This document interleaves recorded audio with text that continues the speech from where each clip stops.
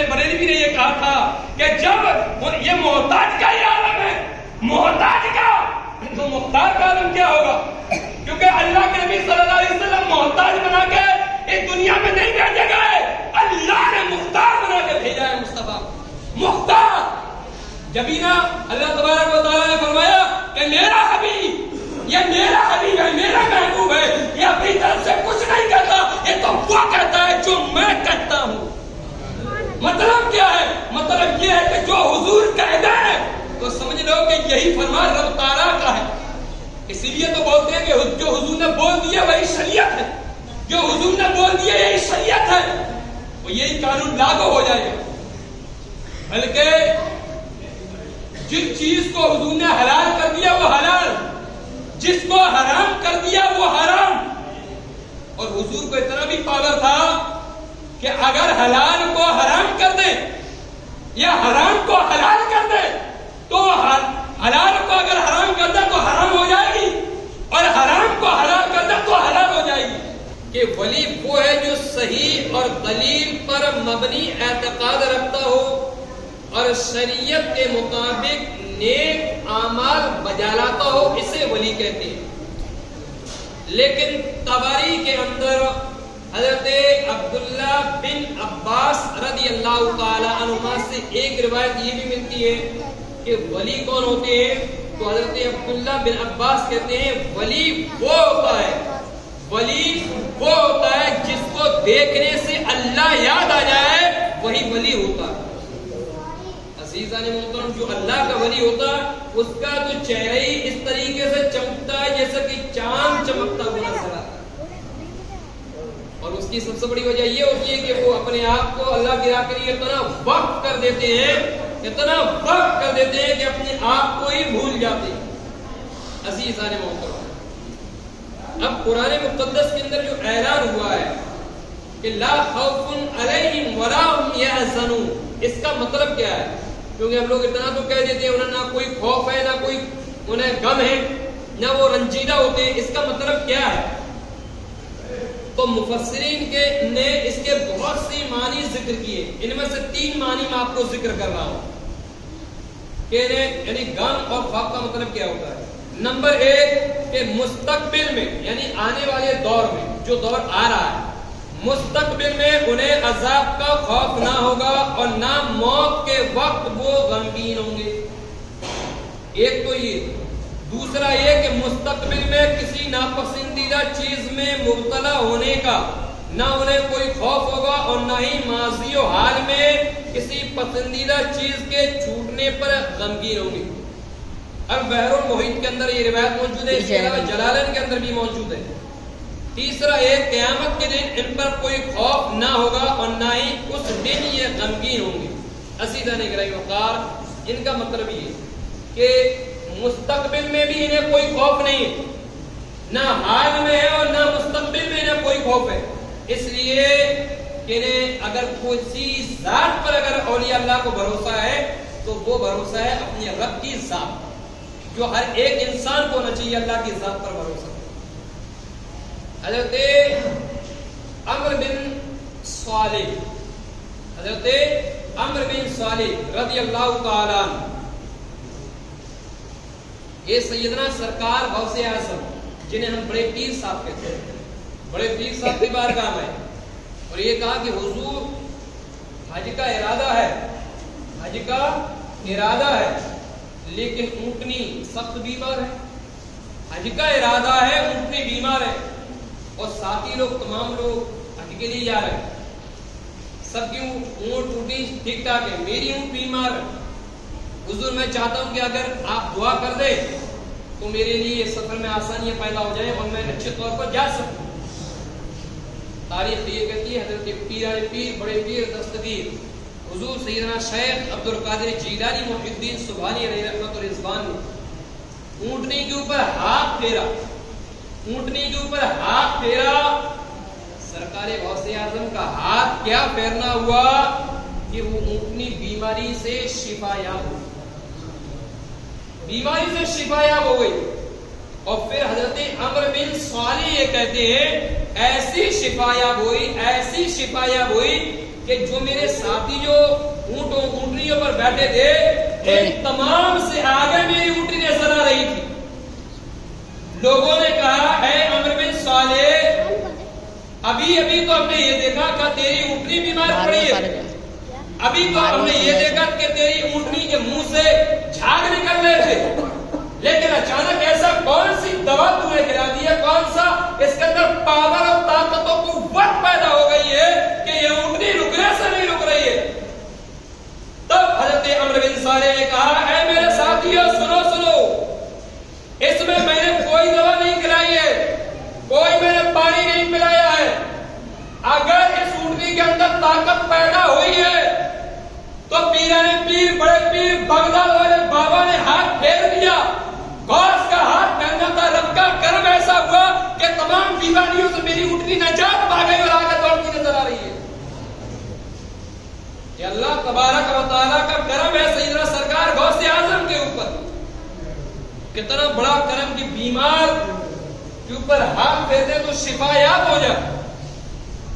یہ بزرگان دین کے اوپر اللہ کا کرم نہیں ہے تو اور کیا ہے. یہیں سے ایک بات دھیان آ گئی کہ ایک بیچارے غریب لوگ تھے, میاں بیوی, لڑکی کی شادی ہونی تھی. ایک ولی کی بارگاہ میں گئے, کہا حضور بڑا میٹر پیش ہے, لڑکی کی شادی سامنے ہے, روپیہ دولت پیسہ ہے نہیں. انہوں نے کہا یہ کھیت سامنے جو دیکھ رہے ہیں, بولے ہاں, بولے جاؤ ایک ڈیلا اٹھا کے لے کر آؤ. ڈیلا اٹھا کے لیے, اور جب ڈیلا بزرگ کی بارگاہ میں آیا انہوں نے کہا قل هو اللہ احد اللہ الصمد لم یلد ولم یولد ولم یکن له کفوا احد. 3 بار پڑھ دیا, پھونک مار دی, سونا بن گیا. بولے لے جاؤ لے جاؤ. اب انہوں نے کیا سوچا یار قل هو اللہ میں اتنی طاقت کہ یہ تو سونا بن گیا. انہوں نے رات بھر ڈیرے جمع کیے گھر کے اندر اور قل هو اللہ احد قل هو اللہ احد چھو رات بھر پڑے, لیکن وہ تو مٹی کی مٹی. صبح پھر آئے غوث اعظم ان کی بارگاہ بزرگ کے کہ حضور آپ نے جب قل هو اللہ پڑھا تھا اور ہم نے سنا 3 بار پڑھا, آپ نے پھونک ماری تو پھونک مارنا کیا تھا, سونا بن گیا. لیکن ہم تو رات بھر پڑھتے رہے, کچھ بھی نہیں بنا, مٹی کی مٹی. تب اللہ والے نے کہا تھا, تب ان بزرگوں نے کہا تھا ابے یہ زبان کی تاثیر ہے, زبان کی تاثیر. تمہارے دل میں لالچ تھا, تمہارے دل میں لالچ تھا, اور اس دل میں اللہ کا کرم تھا. تمہارے زبان پر لالچ تھا اور اس زبان پر اللہ کا کلام تھا. جو نکل گیا وہ نکل گیا. اگر تمہیں بھی ایسا سونا اور چاندی پیدا کرنا ہے, زبان کے اندر طاقت پیدا کرنی ہے, تو اپنے آپ کو پہلے اللہ کی بارگاہ کے لیے وقف کر دو. تم بھی ایسا کرو گے تو تمہاری زبان میں وہ تاثیر پیدا ہو جائے. عزیزان محترم, یہ پاور, یہ طاقت صرف اور صرف اللہ کی ذات کی اوپر, کہ رب کا کرم ہوتا ہے ان کے اوپر, تب یہ کام کرتے ہیں. عزیزان محترم, سیدنا سرکار غوث اعظم رضی اللہ تعالیٰ یہ بہیجۃ الاسرار کی روایت پیش کر رہا تھا ابھی بھی, جو حضرت صالح کی, اسی بہیجۃ الاسرار کے اندر ایک روایت ملتی ہے کہ غوث اعظم رضی اللہ عنہ کھڑے ہو کر بغداد کی سرزمین پر تقریر کر رہے تھے. غوث اعظم تقریر کر رہے تھے, اسٹیج پہ ہزاروں لوگ سامنے موجود, اور جب ہزاروں لوگ سامنے موجود تھے, غوث اعظم تقریر کر رہے تھے. اتفاق کی بات کہ ایک چیل آئی اڑتی ہوئی, اور جب اڑتی ہوئی آئی ہے تو مجمع سے نکلی چلاتی ہوئی, اڑتی ہوئی چلاتی ہوئی. اور جیسے ہی چیل نے چلایا, سب لوگوں نے غوث کی تقریر کو چھوڑ کر چیل کی طرف دیکھا. چیل کی طرف جیسے ہی دیکھا ہے, غوث اعظم نے فرمایا کہ میں اللہ کا ذکر کر رہا ہوں اور لوگ اوپر دیکھ رہے ہیں چیل کی طرف. سرکار غوث اعظم رضی اللہ تعالیٰ نے فرمایا اے ہوا,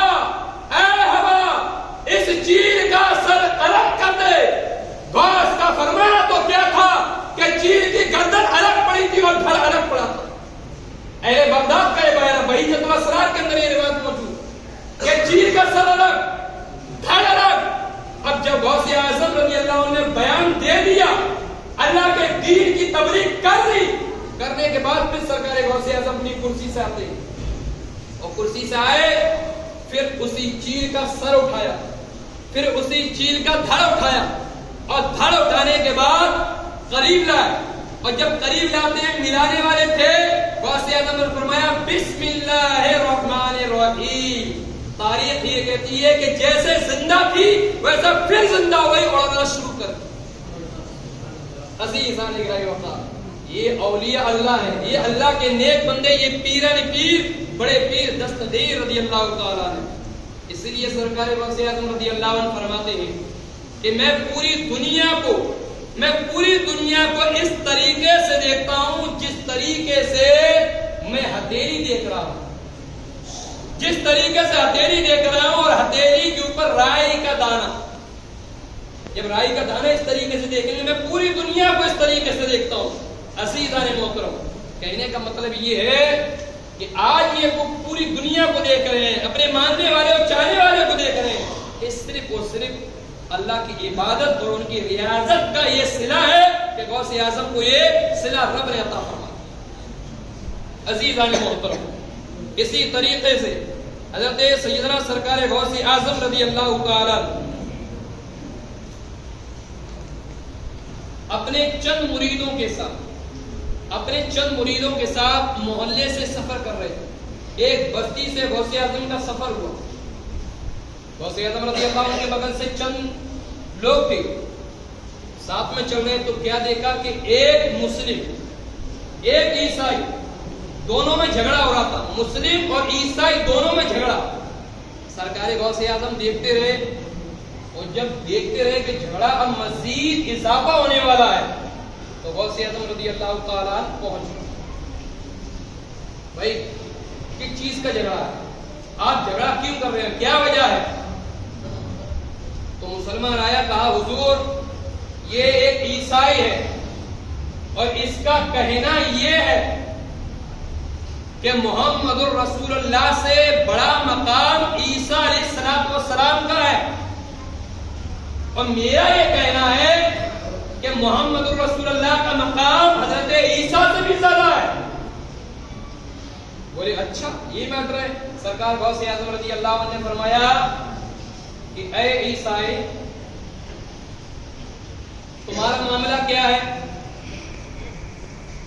تم کیا چاہتے ہو؟ کہا عیسیٰ محمد رسول اللہ سے افضل ہے۔ غوث اعظم نے فرمایا آخرکار تم ایسا کیوں کہہ سکتے ہو؟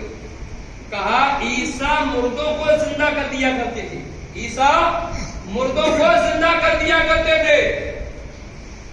غوث اعظم نے فرمایا اگر میں مردہ زندہ کر دوں تب تو حضرت عیسیٰ سے افضل میرے نبی کو سمجھو گے؟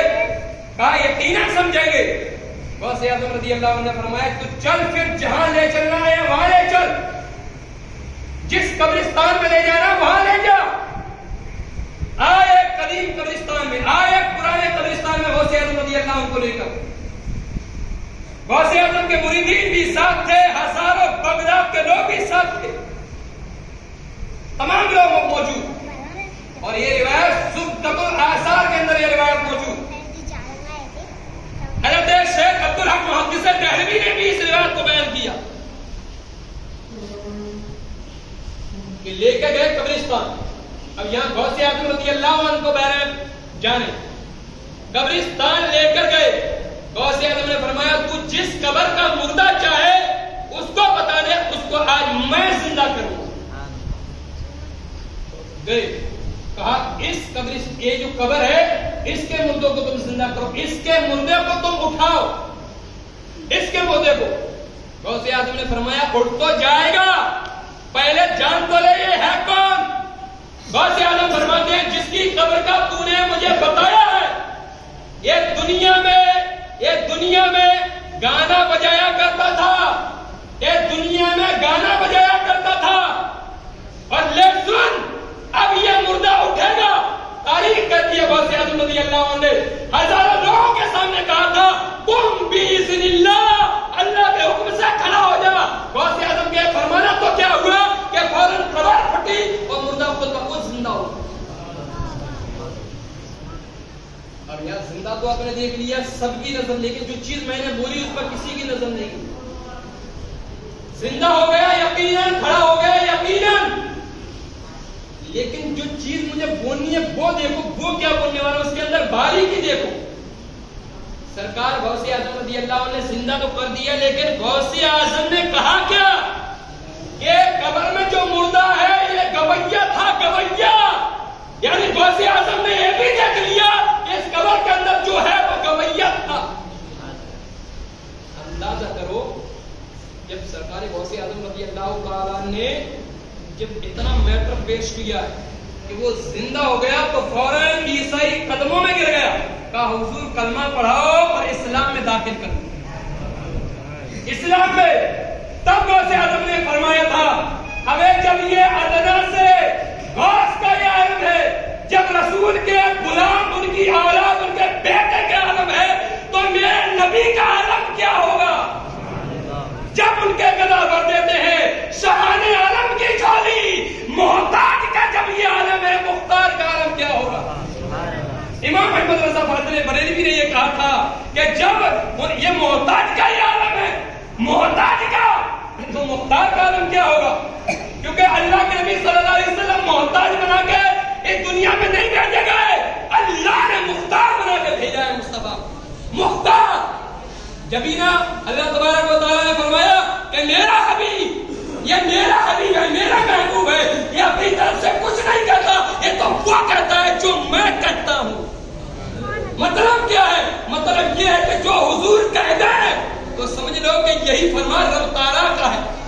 اسی لیے تو بولتے ہیں کہ جو حضور نے بول دیا وہی شریعت ہے، جو حضور نے بول دیا یہی شریعت ہے، وہ یہی قانون لاگو ہو جائے گا۔ بلکہ جس چیز کو حضور نے حلال کر دیا وہ حلال، جس کو حرام کر دیا وہ حرام۔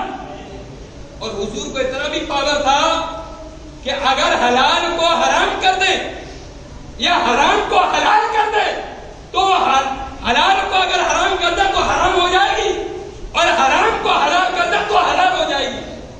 حضرت قتادہ رضی اللہ تعالیٰ عنہ کی بیوی صحابیہ رسول، صحابی جنہوں نے حضور کو دیکھا ہو، جنہوں نے حضور کی باتیں سنی ہو، جو حضور کی گفتگو سنتے ہو، تو ایک صحابی تھے کہ حضور نے فرمایا کہ تم پر تمہاری بیوی حرام، اور حرام بول دی تو حرام ہو گئی۔ یہ پاور، یہ طاقت، یہ سب اللہ تبارک و تعالیٰ کا کرم ہے۔ تو حضور غوث اعظم نے فرمایا کہ جب مجھ ادنا اس محمد رسول اللہ کے ایک بیٹے کا یہ عالم ہے کہ قبر سے مردہ کھڑا ہو گیا، تو اندازہ لگاؤ کہ اس نبی کا عالم کیا ہوگا، اس پیغمبر کا عالم کیا ہوگا جس کو اللہ نے ساری کائنات کا مالک و مختار بنا کر بھیجا۔ پر نہیں تو سن بخاری کی حدیث کہ حضرت جابر رضی اللہ تعالیٰ کے دونوں بیٹے، جابر رضی اللہ عنہ کے دونوں